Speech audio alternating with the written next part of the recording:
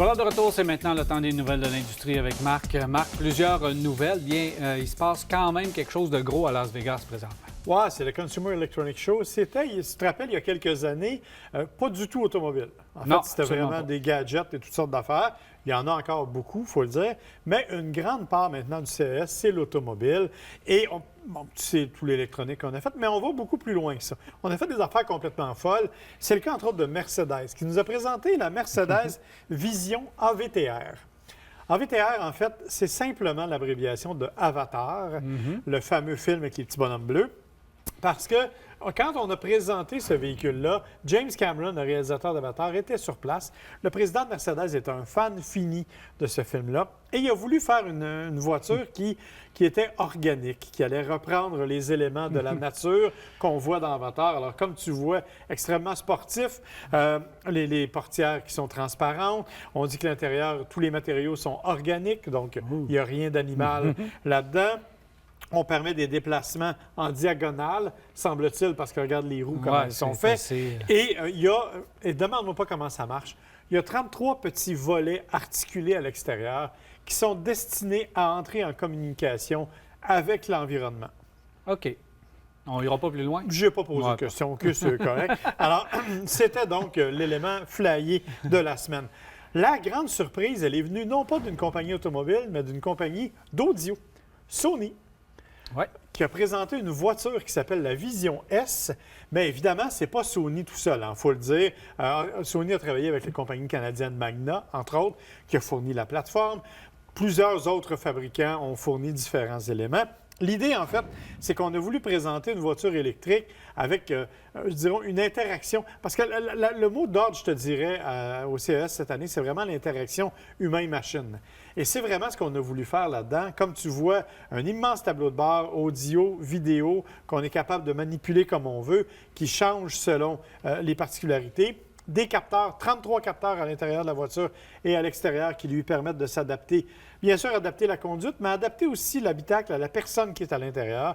Donc, si tu as trop chaud, la température va s'adapter d'elle-même. C'est quand même, on va le dire, un vrai véhicule. Moi, ça m'a surpris au plus haut point là, de voir ce véhicule. D'abord, c'est pas une affaire futuriste qui n'a pas d'allure. C'est un véhicule qui est prêt pour la production. Ou presque, en fait. Tu le regardes, là, les phares en avant, l'arrière, les freins Brembo, tout est là sur ce véhicule-là pour être commercialisé. Deux moteurs là-dessus. Hein? On sait déjà qu'il fait de 0 à 100 en 4,8 secondes. Donc, il y a vraiment une mécanique aussi qui est associée à ça. C'est pas strictement une carrosserie vide. Non, c'est un véhicule qui est prêt pour la production. Puis déjà, Sony ont dit, parce qu'il y a eu tellement de réponses positives que Sony ont dû dire « Hey, attendez un peu, il n'y a pas de plan pour construire cette voiture-là. » On voulait mettre de l'avant leur système d'infodivertissement qui était vraiment extraordinaire. Et vous savez que vous pouvez écouter un film sur cette grande tablette lorsque le véhicule est à l'arrêt, évidemment. Et il y a un système audio qui s'appelle le 360 Reality Audio. On dit qu'il y a des haut-parleurs à peu près partout où tu peux l'imaginer. Les sièges en sont remplis. Tout est rempli de haut-parleurs. Alors, on dit qu'évidemment, Mais le son 360 est vraiment mis de l'avant sur ce véhicule-là, puis il paraît que c'est extraordinaire. Alors, c'est Sony, donc, sauf que c'est dommage. Honnêtement, j'avoue que je n'irais pas ça l'essayer. Oui, il est vraiment très beau. Dans la série des affaires aussi intéressantes, il y a Bosch, la compagnie qu'on connaît. Bosch est arrivé avec une trouvaille, un élément qu'on ne pense pas moderniser, c'est le pare-soleil d'une voiture. Ah, tu vois, regarde ce que Bosch a fait. Alors, ce qu'il présente, en fait, c'est un pare-soleil intelligent qui est transparent, qui fonctionne avec des caméras, qui détecte où sont tes yeux et de où vient la lumière et qui obscurcit uniquement la parcelle de pare-soleil qui est nécessaire. Et te garde la vision pour le reste d'ensemble. Parce que ça t'est arrivé à toi, comme à tout le monde, quand tu baisses le pare-soleil, tu as la moitié de la route que tu ne vois pas, le soleil passe en dessous, tu ne vois plus les lumières. Non, alors, tandis que là, vraiment, on va le voir et c'est vraiment partiellement. Donc, c'est un truc intelligent. On dit qu'il y a déjà des négociations en cours avec quelques constructeurs pour éventuellement commercialiser ce genre de truc-là. C'est une bonne idée et tu peux envoyer aussi de l'information. Donc, dans ce viseur-là, là, maintenant, tu peux envoyer de l'information. J'ai un petit peu peur de voir apparaître de la pub, là, mais ça, c'est un autre débat, bien entendu. Mais mettons ton système de GPS, au lieu de l'avoir dans la visualisation tête haute, bien, tu peux l'avoir dans le pare-soleil. Oui, c'est ça, une espèce d'affichage tête haute, nouveau genre. Là. Exact. Nissan nous a aussi présenté quelque chose qu'on avait déjà vu, le Nissan Ariya Concept. On l'a vu à Tokyo. On n'avait pas donné trop de détails. On n'a pas encore tous les détails mécaniques. Hein. Il n'y a pas rien de connu là-dessus. Reste près de la livre. Oui. Sauf qu'on a confirmé qu'il serait construit. Et ça, c'est la bonne nouvelle. Il va arriver d'ici la fin de 2021. Il va être construit, il va ressembler à ça, semble-t-il, qu'il est à 90 proche de la production. Et il va profiter, bien sûr, de toutes les technologies qu'on connaît, là, le ProPilot 2.0 et tout ça. Mais il va aussi profiter d'un système qui s'appelle le e-Force. Le e-Force, c'est un système de rouage intégral électrique à 2 moteurs. Tu sais que traditionnellement, actuellement, la façon dont on fonctionne avec les voitures électriques ou semi-électriques, c'est souvent avec 3 moteurs. 2 en avant, 1 en arrière, puis ou le contraire, puis on joue avec ça. Eux autres ont réussi à avoir un système qui va être à 2 moteurs, 2 motorisations, une à l'avant, une à l'arrière, qui vont permettre de transférer le couple, bien sûr, quand on est mal pris, mais aussi pour avoir une conduite un peu plus dynamique. Et ça aussi, ça va faire partie de, semble-t-il, tous les nouveaux véhicules électriques de chez Nissan. Donc, on n'est pas vraiment dans la science-fiction, là, on est dans la réalité et c'est quelque chose qui arrive pour vrai bientôt chez Nissan. Puis il n'y a pas de cachette, là, c'est tout près de la plateforme de la Leaf qu'on transforme en sport utilitaire. On dit que c'est une nouvelle plateforme, hein, que c'est pas celle de la Leaf, que ça a été remanié. Donc, on prend la mécanique de la Leaf. Probablement, mais comme je te dis, on va le savoir davantage quand on va arriver proche de ça. Pour qu'il soit commercialisé en 2021, ça veut dire que bientôt, on va devoir avoir des détails.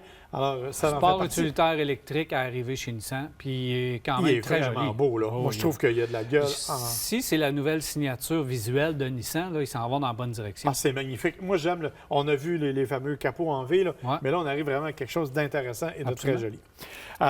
Chez Jeep aussi, Jeep, on nous l'avait annoncé, c'est confirmé. Il y aura le Jeep Wrangler. Là, vous n'avez pas la version parce qu'elle n'était pas dévoilée nécessairement. C'est-à-dire que ça s'appelle le Jeep 4XE.